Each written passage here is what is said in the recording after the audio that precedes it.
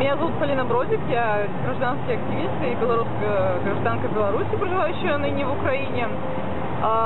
И хотела бы прокомментировать сегодняшние две акции, проходившие в Киеве в честь Дня солидарности с гражданским обществом Беларуси. Безусловно, этот день нельзя назвать изменяющим или судьбоносным, скажем так, для гражданского общества Беларуси, но мне кажется, что подобные мероприятия важны в долгосрочной перспективе, потому что, как известно, вода камень точит, и если у нас нет сиюминутных каких-то результатов, это еще не значит, что они бесполезны. В первую очередь эти мероприятия несут информационную нагрузку, то есть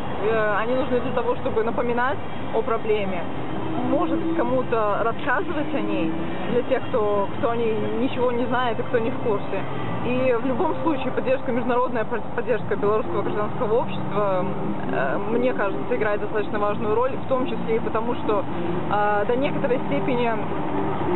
оппозиционные белорусские лидеры уже, скажем так, набили, возможно, кому-то оскомину, и когда этот вопрос поднимается на международном уровне, он автоматически поднимается его важность для общества Беларуси, на мой взгляд.